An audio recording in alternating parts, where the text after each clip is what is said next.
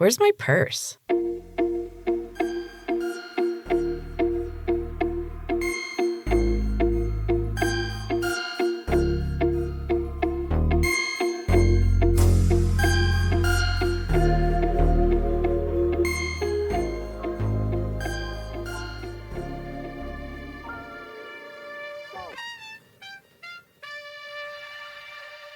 Welcome to the Chaos Lovelies. This is a podcast for women with ADHD. I am currently pursuing an official diagnosis, but the therapist I have been working with did an assessment and I definitely have it. And honestly, it was not a huge surprise. Anyway, join me every week as I attempt to make sense of this new information and try to find the benefits and the humor of being ADHD. If you'd like to help out the show, there is a link in the show notes to become a sponsor. And if you join, I will give you a shout out during the next episode. Any support is greatly appreciated. I've got some big ideas for the future, and every single subscriber helps a ton. Anyway, let's get to it. So, while losing your purse dozens of times a day, every day, can be super annoying, it never is bad enough to bring out something that I call the rage monster. The thing about having to mask every aspect of myself and still fail at being normal is that it builds and builds and builds until, in my case anyway, it explodes in rage. And if I get to that point, it is never good, and it is always followed by immense shame and embarrassment. And I hate it so much. I recently yelled at some guys who were driving like idiots through town. They tried to drive through some slant parking by the bank, and I was trying to pull into it, and it was super scary, and I was shaking, and I could feel the rage monster just waiting. I hate even admitting this because I hate this part of myself more than just about anything. I was raised with either rage explosions or shame-based mind games. I am constantly working on controlling my reactions and hopefully healing the things that are at the base of the rage because anger is always rooted in pain. I carry my father's rage. I was the one who received it, after all. The more I learn about my neurospicy brain, the more I see similarities to him. He would have hated to hear that. But I think he had it too. Undiagnosed and just something that he had to deal with his whole life. And it does help me understand his rage a little bit better now. It doesn't change anything about the damage it caused, but I do feel for him. If I could change one thing with the snap of my fingers, it would be my control over the rage monster. It has been fed for far too long, and it is strong. Generations of pain strong. I'm really working hard to set it free, but the work is intense and difficult and slow. So painfully slow. It has gotten so much better. It's been a really long time since my last outburst, and I think because of that, I got really upset by this one. They're all super upsetting, but this one was intense, and it had been a long time, and I really thought that maybe I was past it somehow. I did handle it differently, though. I found a safe person to talk to, and I was very honest about how I was feeling and that I needed help to not escalate it further. And I'm not, this sounds terrible. I'm not anything, wild. I don't fight people or anything like that, and hopefully never will. I do have enough control to never be unsafe or harmful to others with my anger. But it hurts me every time. I kind of feel like I damage my heart a little bit every time, and the shaking doesn't stop for hours. And honestly, I do not need more cortisol flooding my nervous system. I have already been soaking in it for decades. So I am trying to be calmer. I want the opposite of cortisol. I don't know what that would be. Dopamine, maybe? My ADHD brain is definitely always on the search for dopamine.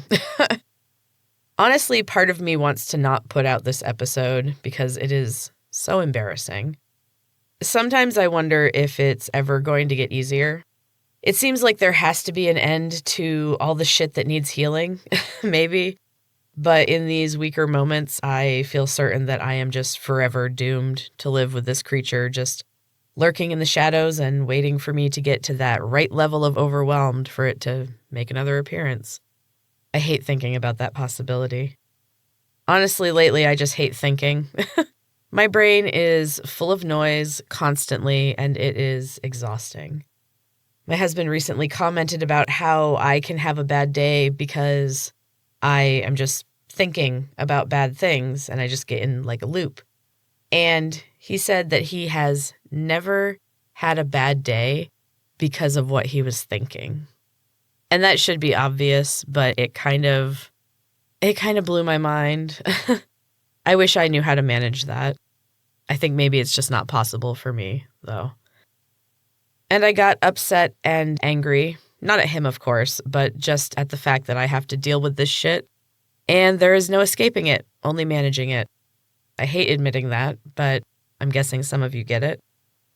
Most of the time I am fine, and I know I can manage it and live a good life. And I have a great life. I mean, despite my brain's antics, I have somehow ended up with an incredible life. But today has been a long day at the end of a very long week, and I am just too exhausted today. I should have just stayed home. But anyway, enough of that. There's only so much wallowing I can do before I have to start trying to get back on track. The other night, there was this gorgeous full moon, and I found myself driving on back roads to see if I could find something that I had dropped earlier in the day when I was taking my dog for a walk.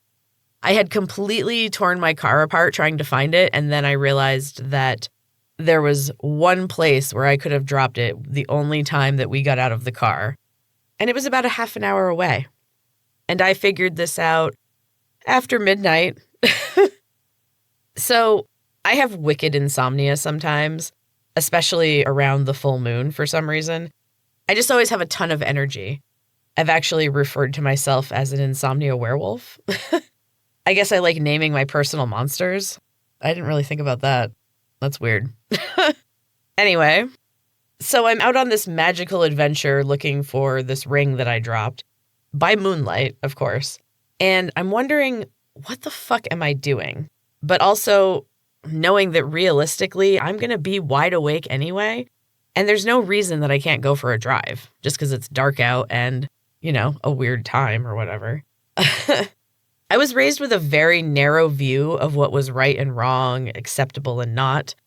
But I have found that if I follow up anything that I think I should be doing with why, it makes me realize how weak the foundation of most of these beliefs are. Because why? What if it just doesn't work for everyone? And why do we have to be so limited? Anyone else feel this way? So now we come to the truly ADHD part of this story, my lack of forethought and spontaneous actions.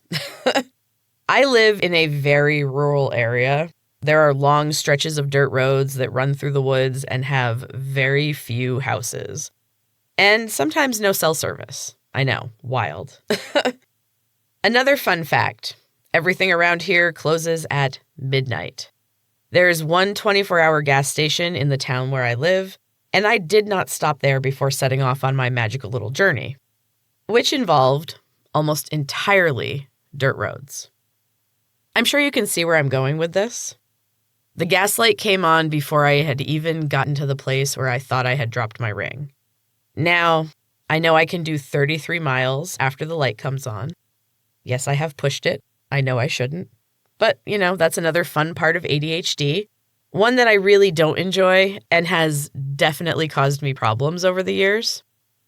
So here's the thing. I definitely shouldn't have made it. I was almost to the spot, so I went there and I found my ring. It was right there on the side of the road. And then I began a very stressed out drive home. I checked on the only close gas station. I was hoping it might be a 24-hour one because it's in a more touristy area. But nope, closed at midnight. So I started back on those dark dirt roads through the woods. It was by far the shortest route, so I decided I just had to risk it. And I fucking made it. I have no idea how, but Phoebe, my van, came through majorly. I rolled into my driveway sputtering away, but I made it home. And she even made it to the gas station the next morning. It was wild. Do any of you spicy minds have any fun adventures? I would love to hear about them. You can find Where's My Purse on Instagram, TikTok, and YouTube. Send me a message. Tell me a story. I would love to know that I'm not alone. That's all for the chaos this week, lovelies. I hope you have a beautiful week. You always have enough gas to get where you're going. And of course, I hope you find your purse.